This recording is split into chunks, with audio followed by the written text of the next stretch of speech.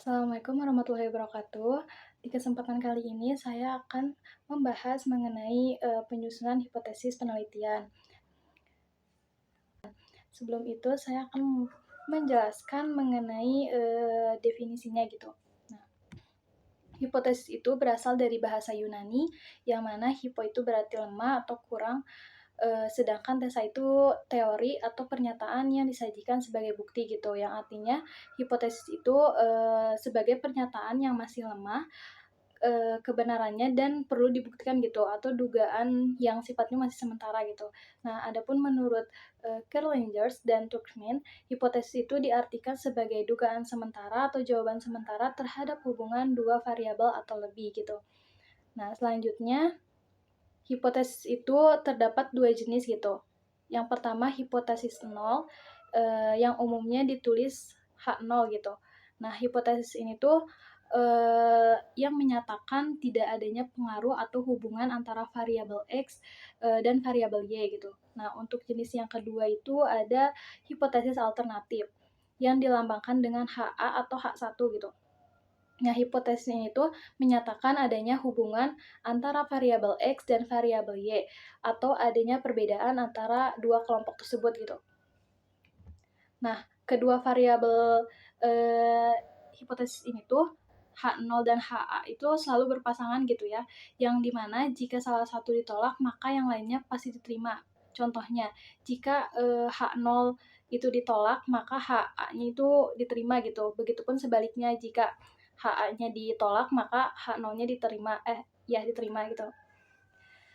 Selanjutnya di sini ada langkah-langkahnya gitu ya. Nah, langkah yang pertama itu menyatakan atau menentukan variabel X-nya yang dilanjutkan dengan variabel Y-nya gitu. Nah, setelah menentukan variabel penelitian kalian gitu, tahap yang selanjutnya itu menghubungkan kedua variabel tersebut gitu dengan kata terdapat gitu, terdapat perbedaan, terdapat hubungan, atau terdapat pengaruh gitu. Nah, ini tuh tergantung dari jenis penelitian yang kalian lakukan.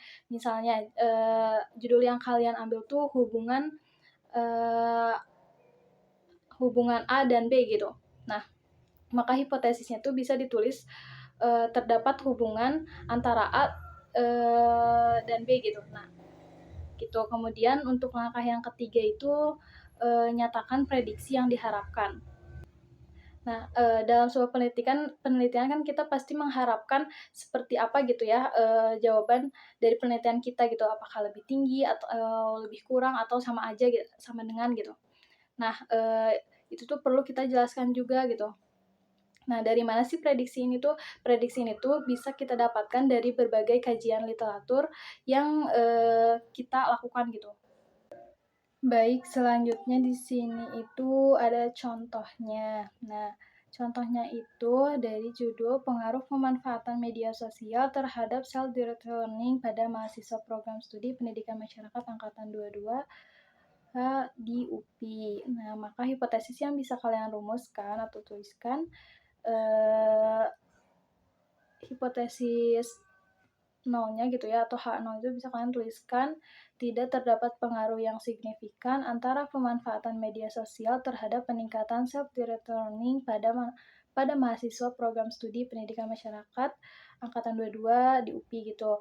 Nah, untuk hipotesis alternatifnya bisa kalian tuliskan, terdapat pengaruh yang signifikan antara pemanfaatan media sosial terhadap peningkatan self-directed learning pada mahasiswa program studi pendidikan masyarakat angkatan 22 di UPI.